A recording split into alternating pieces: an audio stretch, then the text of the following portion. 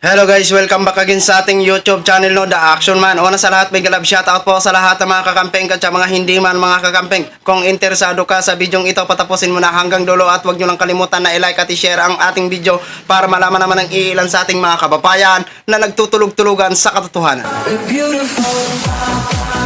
So muli naman nagbabalik ang nag-iisa nyong host na si The Action Man para magbigay ng komentaryo at reaction sa mga mainit ng issue ng bayan. So ito ho mga ka-action, mga kakamping, no, may gusto lang ho ako na i-share sa inyo at alam ko po na magugulat ho kayo sa marinig nyo po na i-share ko ho sa inyo. Alam ho nating lahat na mainit ang usaping destabilization laban sa administrasyon ho ngayon mga ka-action. At mismo na nga ho si Roque ay nagsalita na ito si dating Pangulong Duterte ay kinakausap ang mga militar. No? So ito din po, may napanood po ako na isang vlogger na dati dalawa ang kanyang kinakatigan, Pulahan at DDS. Pero sa ngayon, nanatili na din po siya sa DDS ho mga ka-action. Ito po ay isang retired general na The General Opinion ho ang kanyang YouTube channel at isa po siyang retired general. At ito po ang kanyang naging vlog, humingi daw. Hindi daw ha, kasi binasa niya po. Humingi ang OBP ng tulong at listahan ng mga vlogger, ng mga DDS. Oh, di ba? Oh, retired general po ito.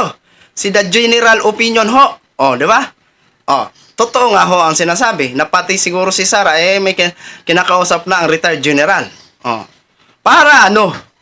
Para ano nahingiin ang mga listahan ng mga vloggers, ng mga DDS, ng OBP. Ano ang kanilang sadya? Di ba? O ito ho, pakinggan ho natin ito at panoorin natin si The General Opinion. Magandang araw mga kaibigan.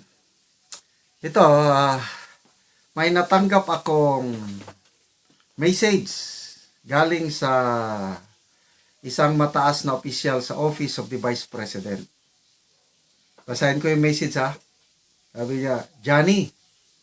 He calls me by my first name. Ibig sabihin, medyo, magkaibigan. Johnny, pwede ba kami mag-request list of vloggers sa grupo nyo who are supporters of BP Sara? Yun po ang request. So, sabi ko naman na yes, i-consolidate ko muna, i-research ko muna. In my mind, meron na ako, mga ilan-ilan, kaya lang gusto ko yung mas inclusive. So, nag-research muna ako. Nako, nabigla po ako. Ang dami pala.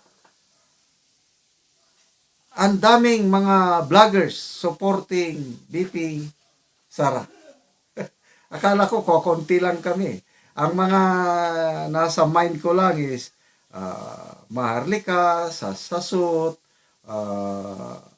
Banatbay, Coach Oli, Princess Maui, ako, Bagong Lipona. Yun lang, yung nailista ni Maharlika na ipapatumba daw ng ipapatumba ng palasyo. Kaya nung ni-research ko, dami. Okay, ito yung ibinigay ko kay doon sa Office of the Vice President ha. Maliban sa 7, yung ipapatumba, dagdag dito sina Boss Dada TV, Brothers Traveler, BMR Channel, Jojo de Guzman,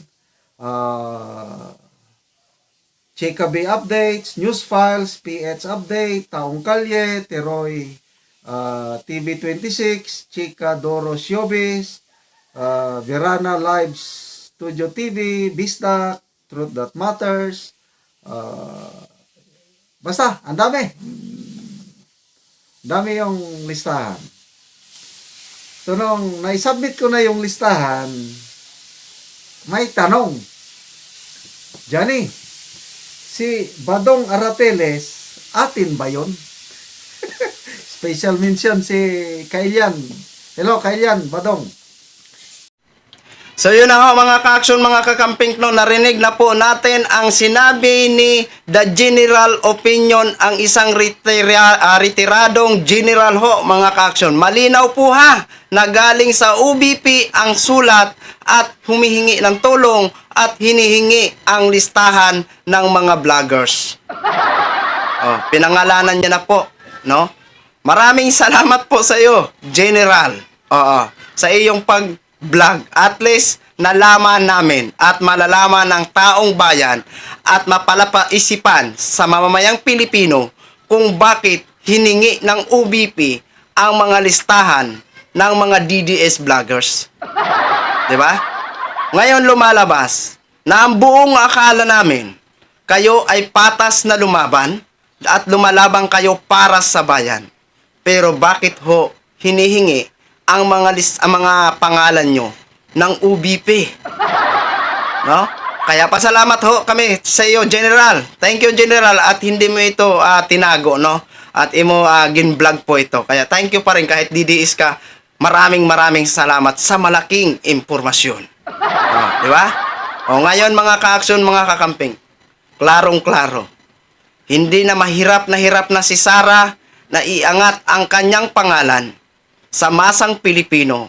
Ngayon, humihingi na siya ng tulong sa isang retired general. No?